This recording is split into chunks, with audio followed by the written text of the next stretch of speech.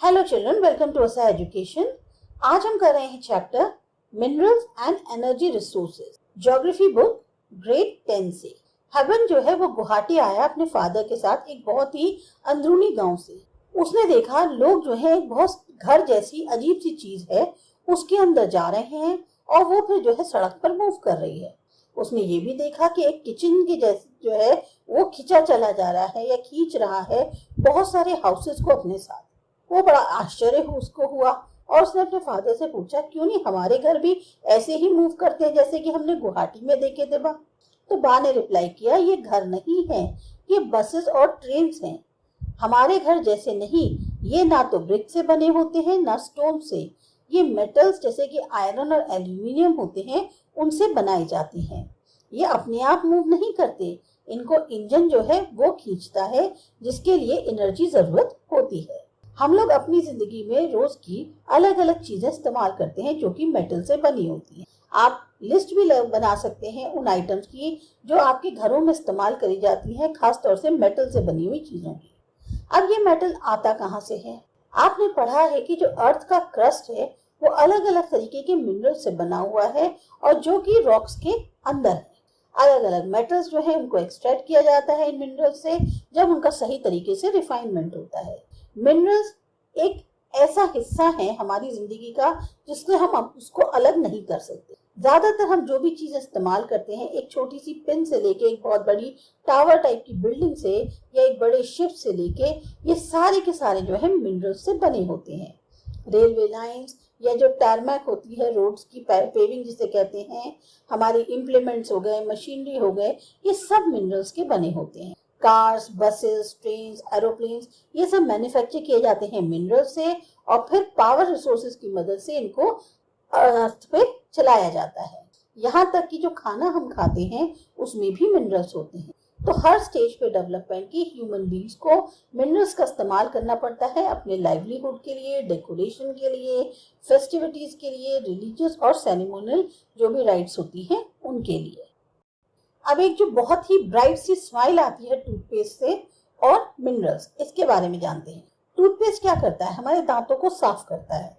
Abrasive minerals होते हैं जैसे सिलिका, लाइमस्टोन, एल्यूमिनियम ऑक्साइड या बहुत सारे फॉस्फोरिक मिनरल्स जो होते हैं ये क्लीनिंग करते हैं। फ्लोराइड जिसका इस्तेमाल किया जाता है ताकि कैविटीज को रिड्यूस किया जाए, ये भी मिलता है हमें मिनरल फ्लोराइड से। ज्यादातर जो टूथपेस्ट हैं वो बने होते हैं टाइटेनियम ऑक्साइड से जो कि मिनरल से आता है जिसे कहते हैं रूटाइल, इल्मेनाइट और एनाटेज। जो स्पार्कल हमें दिखती है टूथपेस्ट के अंदर वो माइका से आती है। टूथब्रश और ट्यूब उसके अंदर पेस्ट होते हैं जो कि प्लास्टिक से बने होते हैं और वो मिलते हैं हमें पेट्रोलियम से। अब आपको ये जानना होगा ये मिनरल्स पाए कहाँ जाते हैं। सारे जितने भी लिविंग थिंग्स हैं उनको मिनरल्स की जरूरत है। जो जिंदगी की प्रक्रियाएं हैं ये नहीं हो सकती जब तक आपके अंदर मिनरल्स नहीं होंगे। अब जैसे जो हमारा मिनरल इनटेक है वो लगभग 0.3% है जो टोटल इनटेक होता है न्यूट्रिएंट्स का उसमें, लेकिन वो इतने ज्यादा होते हैं इम्पोर्टेंट कि उनके बगैर जो है चाहे हम 99.7% जो और फूड स्टफ है उसको इस्तेमाल नहीं कर पाते। सबसे पहले क्वेश्चन आता है मिनरल होते क्या हैं। जियोलॉजिस्ट जो है वो मिनरल को डिफाइन करते हुए कहते हैं कि होमोजीनियस, एक नेचुरल तौर पे ऑकर होने वाला सब्सटेंस जिसका एक अपना डेफिनेट इंटरनल स्ट्रक्चर होता है। मिनरल्स जो है अलग अलग फॉर्म्स में नेचर में पाए जाते हैं। बहुत ही हार्ड होते हैं डायमंड की जैसे, तो बहुत ही सॉफ्ट होते हैं टैल्क के जैसे। इनमें इतनी वैरायटी क्यों है? आपने पढ़ा था रॉक्स के बारे में। रॉक्स किसका कॉम्बिनेशन है? होमोजीनियस सब्सटेंसेस जिनको हम कहते हैं मिनरल्स। कुछ रॉक्स जैसे कि लाइमस्टोन हो गई, इसमें एक सिंगल मिनरल ही होता है, लेकिन ज्यादातर जो रॉक्स हैं उनमें बहुत सारे मिनरल्स होते हैं अलग अलग प्रोपोर्शंस में। लगभग 2000 मिनरल्स जो है उनकी पहचान हो चुकी है। कुछ हैं जो बहुत ज्यादा मात्रा में पाए जाते हैं रॉक्स के अंदर। एक पर्टिकुलर मिनरल जिसको फॉर्मेशन होता है कुछ कॉम्बिनेशन से एलिमेंट्स के, वो डिपेंड करता है फिजिकल और केमिकल कंडीशन जिसमें वो मटेरियल बना है। इसीलिए रिजल्ट जो है वो होता है कि कलर्स बहुत ज्यादा होते हैं। Hardness, crystal forms, lustre, density एक पर्टिकुलर मिनरल की क्या है वो डिपेंड करती है कि फिजिकल और केमिकल कंडीशंस कैसी नहीं है। जियोलॉजिस्ट जो है इन प्रॉपर्टीज का इस्तेमाल करते हैं ताकि मिनरल्स को क्लासिफाई कर सकें। जियोग्राफर्स और जो जियोलॉजिस्ट हैं उनके द्वारा जो स्टडी करी गई है मिनरल्स की वो कैसे होती है। जियोग्राफर्स का मेनली इंटरेस्ट होता है मिनरल्स में एक अर्थ क्रस्ट के हिस्से के तौर पर, ताकि वो लैंड फॉर्म्स को ज्यादा बेहतर से समझ पाए।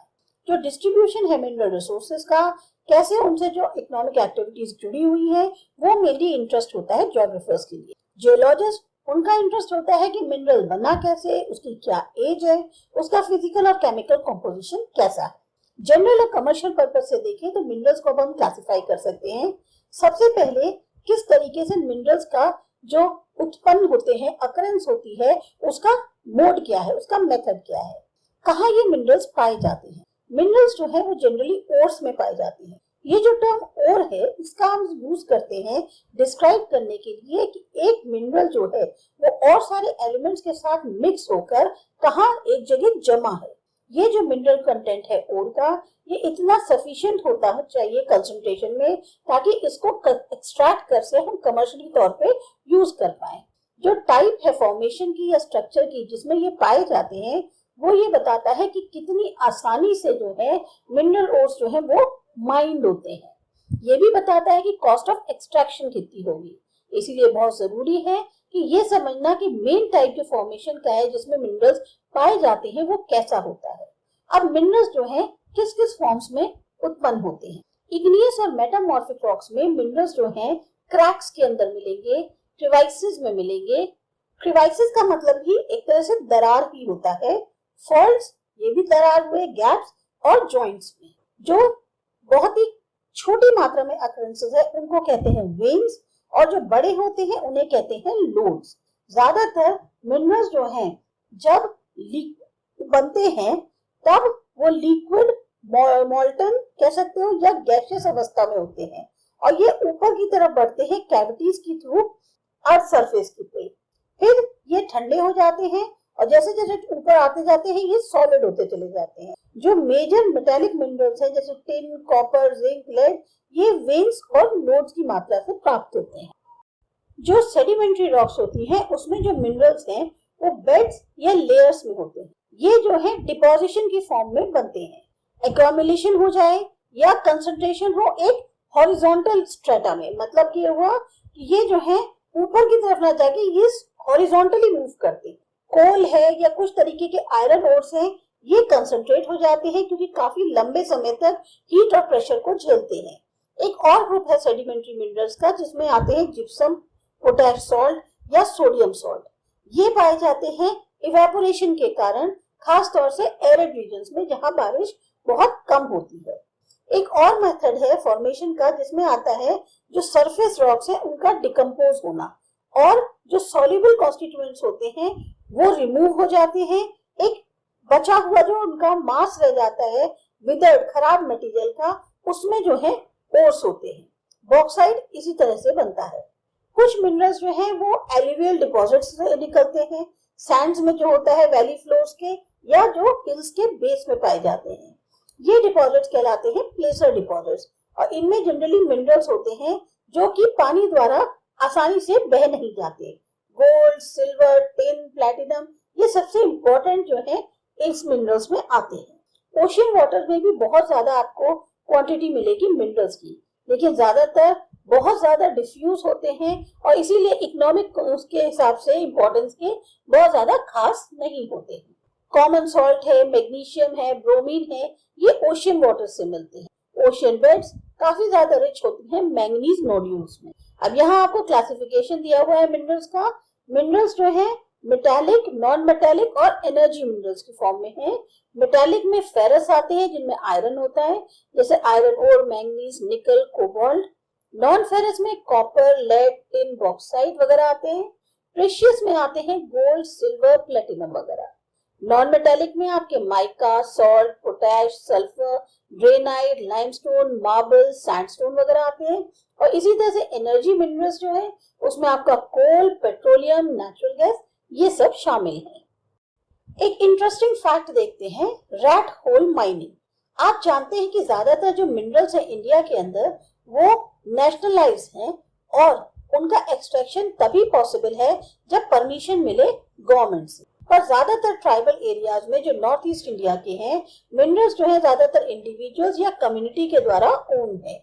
मेघालय में बहुत ज्यादा डिपॉजिट्स हैं कोल के, आयरन ओर के, लाइमस्टोन और डोलोमाइट के। कोल माइनिंग जो जोई या चेरापूंजी में डन होती है वो फैमिली मेंबर्स के द्वारा होती है और बहुत ही लॉन्ग सी नैरो टनल होती है जिसको रैट होल माइनिंग कहते हैं। जो नेशनल ग्रीन ट्रिब्यूनल है उसने डिक्लेयर किया है इस तरह की एक्टिविटीज को इलीगल और रिकमेंड किया है कि इनको जो है आगे रोक देना चाहिए। इंडिया काफी ज्यादा खुशकिस्मत कह सकते हैं कि उसके पास बहुत ही ज्यादा और वेरीड मिनरल रिसोर्सेज अवेलेबल हैं, पर प्रॉब्लम क्या है, सब अनइवनली डिस्ट्रीब्यूटेड है। कहने को जो पेनिनसुलर रॉक्स हैं उसमें सबसे ज्यादा रिजर्व्स हैं कोल, मेटालिक मिनरल्स, माइका और बहुत सारे नॉन मेटालिक मिनरल्स के। सेडिमेंट्री रॉक्स जो वेस्टर्न और ईस्टर्न फ्लैंक्स पे है पेनिनसुला के, गुजरात और आसाम में, वहां पर ज्यादातर आपको पेट्रोलियम डिपॉजिट्स मिलेंगे। राजस्थान का जो रॉक सिस्टम है पेनिनसुला का, वहां पर रिजर्व्स मिलते हैं आपको नॉन फेरस मिनरल्स के।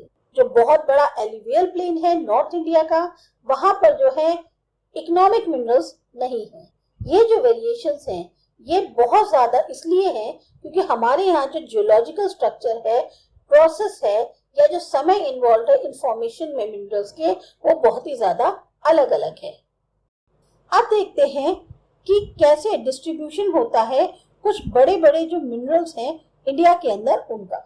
हमेशा ये बात याद रखनी चाहिए कि जो कंसंट्रेशन है मिनरल का ओर के अंदर, जो उसकी ईज है एक्सट्रैक्शन के लिए या जो क्लोजनेस है मार्केट के लिए, वो सबसे ज्यादा इंपॉर्टेंट रोल होती है उस रिजर्व की इकोनॉमिक वायबिलिटी को अफेक्ट करने के लिए। मतलब अगर रिजर्व जो है हमारे पास वह उसको आसानी से एक्सट्रैक्ट किया जा सकता है, मार्केट प्लेस के बहुत ज्यादा करीब है और मिनरल भी बहुत ज्यादा मात्रा में है ओर के अंदर, तो आर्थिक तौर से वो जो है बहुत ज्यादा फायदेमंद होता है। इस डिमांड को पूरा करने के लिए एक चॉइस होती है कि कितने ज्यादा पॉसिबल ऑप्शंस हैं, उनमें से हमें चॉइस करनी पड़ेगी। जब ये हो जाता है तो एक मिनरल डिपॉजिट या रिजर्व जो है उसको माइन में कन्वर्ट कर दिया जाता है। फेरस मिनरल्स जो है लगभग 3/4 है जो टोटल वैल्यू है प्रोडक्शन की मेटालिक मिनरल्स में। ये एक बहुत स्ट्रॉन्ग बेस देते हैं डेवलपमेंट के लिए मेटलर्जिकल इंडस्ट्रीज। इंडिया एक्सपोर्ट करता है बहुत ज्यादा मात्रा में फेरस मिनरल्स जब उसकी खुद की इंटरनल डिमांड पूरी हो जाती है। आयरन ओर जो है बेसिक मिनरल है और बैकबोन है इंडस्ट्रियल डेवलपमेंट का। इंडिया में बहुत ज्यादा रिसोर्सेज है आयरन ओर की। इंडिया की जो है अच्छी क्वालिटी की जो आयरन ओर है वो बहुत ज्यादा यहाँ पर पाया जाता है। मैग्नेटाइट सबसे फाइनेस्ट आयरन ओर है जिसमें हाई कंटेंट है आयरन का लगभग 70%। इसकी बहुत ही एक्सीलेंट कह सकते हो मैग्नेटिक क्वालिटीज हैं, बहुत ज्यादा वैल्यूएबल है इलेक्ट्रिकल इंडस्ट्री। हेमेटाइट ओर जो है वो बहुत इंपॉर्टेंट है इंडस्ट्रियल आयरन ओर के तौर पे, खास तौर से जितनी क्वांटिटी में वो इस्तेमाल होता है। लेकिन इसमें जो है आयरन कंटेंट मैग्नेटाइट के मुकाबले थोड़ा सा कम होता है, लगभग 50 से 60%। अब यहाँ पर आपको दिया हुआ है ओडिशा में 52% है, बाकी जगह 7%, झारखंड में 11%, कर्नाटक में 14% और छत्तीसगढ़ में 16%। क्या आप जानते हैं कि कुदरे जो कन्नड़ में है उसका मतलब क्या होता है? हॉर्स यानी घोड़ा। हाईएस्ट पीक जो वेस्टर्न घाट्स की है कर्नाटक के, वो बिल्कुल एक घोड़े के मुंह के शेप की है। बैलादिला हिल्स जो है वो दिखती है हम जैसा होता है ऑक्स का, उसके जैसे, और इसीलिए उसका नाम ये दिया है। जो major iron ore belts India के अंदर हैं अब वो है ओडिशा झारखंड बेल्ट। ओडिशा में सबसे ज्यादा हाई ग्रेड का हेमेटाइट ओर जो है वो पाया जाता है बादाम पहाड़ माइंस में, मयूरभंज और केंदुझार डिस्ट्रिक्ट्स में। उसी के साथ साथ जो सिंगबम डिस्ट्रिक्ट है झारखंड का, हेमेटाइट आयरन ओर जो है वहां पर माइनिंग होती है गुआ में और लोआ मुंडी में। दुर्ग, बस्तर, चंद्रपुर बेल्ट ये आती है छत्तीसगढ़ और महाराष्ट्र के बीच। बहुत ही ज्यादा हाई ग्रेड का हेमेटाइट यहाँ पाया जाता है। जो फेमस बैलादिला रेंज हिल्स हैं बस्तर डिस्ट्रिक्ट में छत्तीसगढ़ के, ये जो रेंज ऑफ हिल्स हैं इसमें लगभग 14 डिपॉजिट्स हैं super high grade hematite iron ore के। ये बेस्ट फिजिकल प्रॉपर्टीज वाली आयरन ओर है जो कि स्टील को बनाने के काम आती है। आयरन ओर जो इन माइंस की है वो एक्सपोर्ट होती है जापान और साउथ कोरिया में, विशाखापट्टनम पोर्ट जो है उसके माध्यम से। बल्लारी, चित्रदुर्ग और चिक्कमगलुरु, तुमाकुरु बेल्ट जो है वो कर्नाटका में है। सबसे बड़े रिजर्व्स हैं आयरन ओर के। कुद्रेमुख माइंस जो है ये लोकेटेड है वेस्टर्न घाट्स में कर्नाटक के, और 100% यहाँ पर एक्सपोर्ट होता है। कुद्रेमुख डिपॉजिट्स जो हैं ये सबसे ज्यादा माने जाते हैं कि सबसे बड़े डिपॉजिट्स हैं पूरी दुनिया के अंदर। और जो है वो ट्रांसपोर्ट होता है स्लरी की फॉर्म में एक पाइपलाइन के थ्रू, और ये जाता है पोर्ट तक जो कि मंगलुरु के पास है। महाराष्ट्र गोवा बेल्ट जो है यहाँ पर आते हैं स्टेट्स गोवा के और रत्नागिरी डिस्ट्रिक्ट जो महाराष्ट्र की है वो। कहने को ओर्स जो है यहाँ बहुत हाई क्वालिटी के नहीं है, लेकिन इतने हैं कि उनको आसानी से उनको एक्सप्लॉइट किया जा सकता है। आयरन ओर जो है एक्सपोर्ट होता है मार्मागांव पोर्ट जो है उसकी मदद से।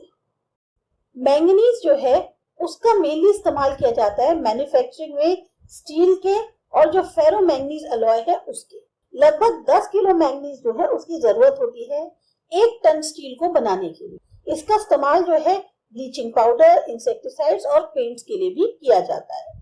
यहाँ पर आपके पास चार्ट दिया हुआ है, आप देख सकते हैं कौन सा कितना परसेंट अवेलेबल है कहाँ पर। फिर आते हैं नॉन फेरस मिनरल्स पर। इंडिया के जो रिजर्व्स है या जो प्रोडक्शन है नॉन फेरस मिनरल्स का वो इतना ज्यादा संतोषजनक नहीं है। कहने को ये जो मिनरल्स हैं जिसमें कि copper, bauxite, lead, zinc, gold, ये बहुत महत्वपूर्ण रोल प्ले करते हैं मेटलर्जिकल, इंजीनियरिंग या इलेक्ट्रिकल इंडस्ट्रीज जो है उसमें। तो देखते हैं कि डिस्ट्रीब्यूशन कॉपर और बॉक्साइट का कैसा है। सबसे पहले कॉपर। इंडिया जो है वो काफी कम है उसमें मात्रा, जो कहते हैं रिजर्व की या जो प्रोडक्शन होता है कॉपर का उसमें इंडिया काफी कम है। मीलिएबल, डक्टाइल और अच्छा कंडक्टर होने के नाते कॉपर का मेनली इस्तेमाल होता है इलेक्ट्रिक केबल्स में, इलेक्ट्रॉनिक्स में, केमिकल इंडस्ट्रीज में। बालाघाट माइंस जो मध्य प्रदेश में है, खेतरी माइंस राजस्थान में और सिंघभूम डिस्ट्रिक्ट जो झारखंड का है, ये लीडिंग प्रोड्यूसर्स हैं कॉपर के। फिर है बॉक्साइट। कहने को बहुत सारे ओर्स में जो है एल्यूमिनियम होता है।